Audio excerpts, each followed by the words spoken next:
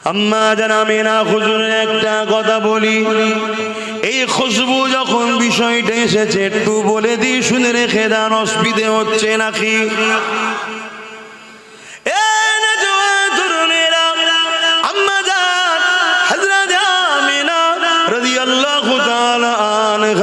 তিনি এমন করে বলতে লেগেছে, আব্দুল্লাহ হুজুরের সঙ্গে যখন আমার বিবাহটা হয়ে গেল, প্রথম রাত হলো বাসর রাত, আমি আব্দুল্লাহ হুজুরের সঙ্গে বাসর রাত তিনি এক জায়গায় হলাম।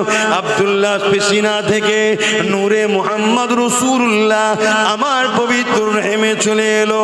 যখন আব্দুল্লাহ শরীর থেকে পেশিনা থেকে নূরে মুহাম্মদ রাসূলুল্লাহ যখন আমার রহিমে চলে এলো, ওই রাত থেকে আমি আমিনা আমার শরীর থেকে একটা খুশবু বেরোতে শুরু হয়ে যায়।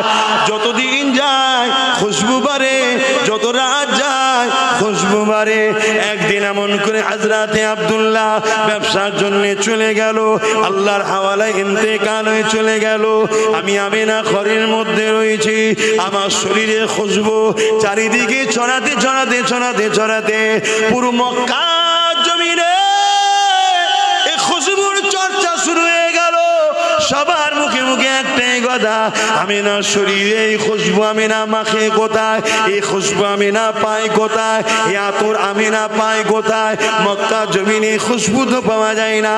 এই খবর রাসূলুল্লাহ দাদা যান হযরতে আব্দুল মুতালিবের কানে চলে এলো। রাসূলুল্লাহ দাদা ছিলেন মক্কার প্রেসিডেন্ট, মক্কা সম্রাট ছিল, মক্কা সুলতান ছিল।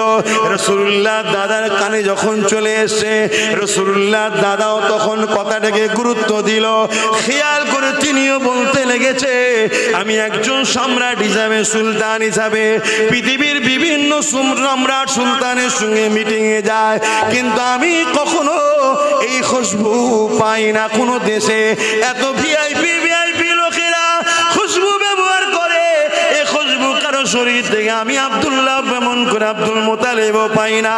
এই খুশবু আমার পুত্র বধূ পাই কোথায়? এই জন্য রাসূলুল্লাহ দাদি জানের কাছে কি অবজেকশন দিল যে আমাদের পুত্র বধূ আব্দুল্লাহর পরিবার সেই খুশবু কোথা থেকে মাখে। সব জায়গায় চর্চা চলতে লেগেছে। এইভাবে রাসূলুল্লাহ দাদি জান বলতে লাগলেন, এ আব্দুল মুতালিব, হ্যাঁ আমিও ভাবতে লেগেছি আপনাকে বলবো, কিন্তু বলা হয় না।